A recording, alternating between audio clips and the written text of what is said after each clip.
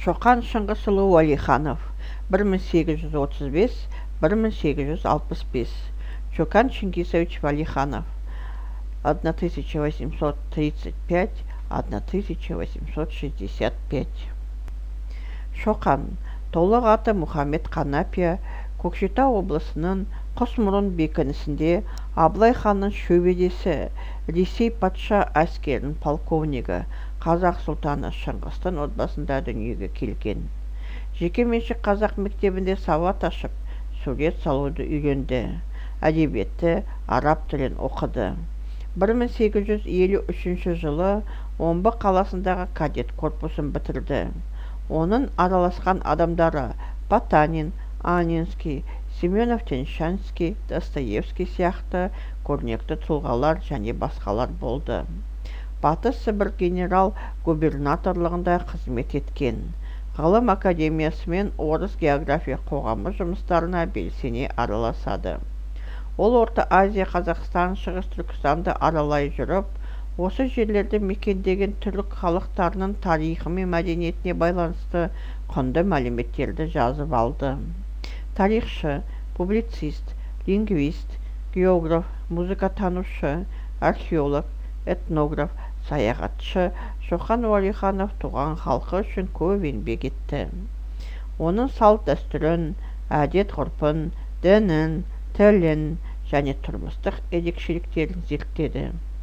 Оның аса маңызды еңбектері қырғыздар туралы жазбалар, қырғыздардағы шамандық іздері, қырғыз шежіресі, жоңғар очерктері. Өз заманының адамы Шоқан Уәлиханов Алтын Емелдегі Көген туған елді мекеніне жерленген. Оның 150 жылдығы құрметіне мемориалды кешен салынды. Родился Чокан. Полное имя Мухаммед Ханафия. Крепости Кушмурун, Кокшетавская область.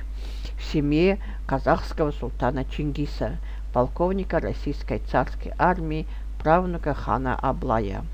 В частной казахской школе обучался грамоте и рисованию, изучал литературу и арабский язык. Окончил Омский кадетский корпус в 1853 году. В круг его общения входили такие выдающиеся личности, как Потанин, Анинский, Семенов-Тяньшанский, Достоевский и другие. Валиханов служил в Западно-Сибирском генерал-губернаторстве, активно участвовал в работе Академии наук и Русского географического общества. Путешествуя по Средней Азии, Казахстану, Восточному Туркестану, он записывал ценные сведения по истории и культуре тюркских народов, этот регион заселявших. Историк, публицист, лингвист, географ, музыковед, археолог, этнограф, путешественник Шокан Валиханов много сделал для своего народа. Исследовал и записал особенности его быта, традиций, обычаев, религии и языка.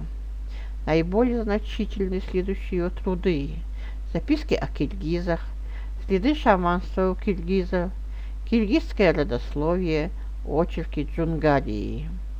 Неподалеку от урочища Коген-Тоган, местности Алтын-Эмель, где был похоронен человек своего времени Шокан Валиханов, в честь его 150-летия построен мемориальный комплекс.